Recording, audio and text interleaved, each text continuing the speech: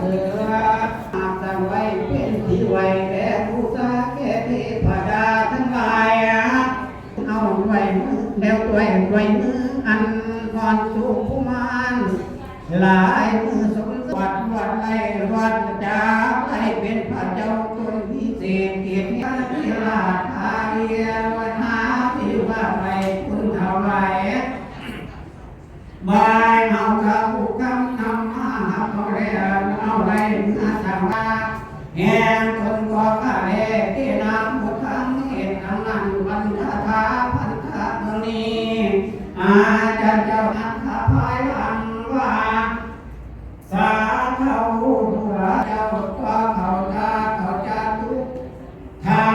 สนาญาณคือเนื้ออากาศยางามที่ลาดตำลาดพงกัง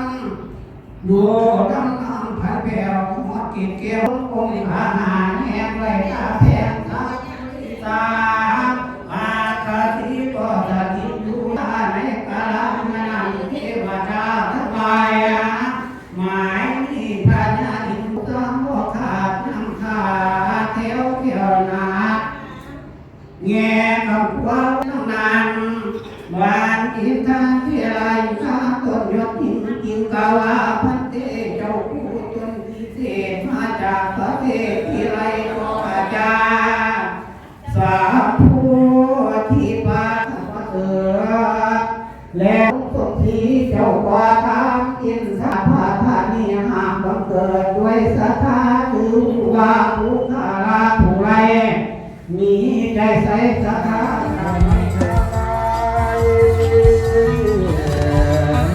ความบ่มีเพื่อนพ้องคงเดียงผู้กระทำความที่ผู้ไม่ก่อได้มองเห็นเป็นไงเสียแล้วจังชีวิตจะได้ยาวไปเลยชีวิตให้แม่ก็ตามหัว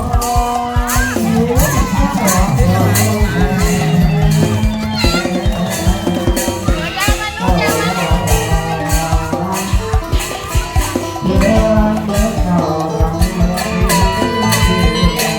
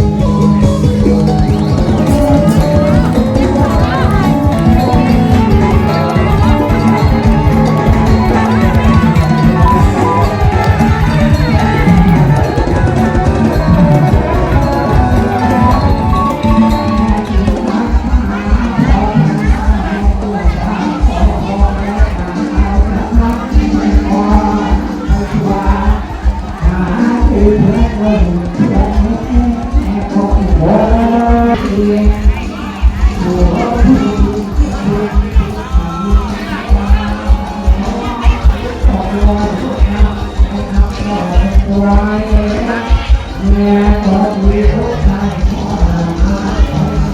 แม่บอกวิโรธแม่แม่เนื้อแม่บอกวิโรธแม่วิจารณ์ไม่พอน้อยรักผม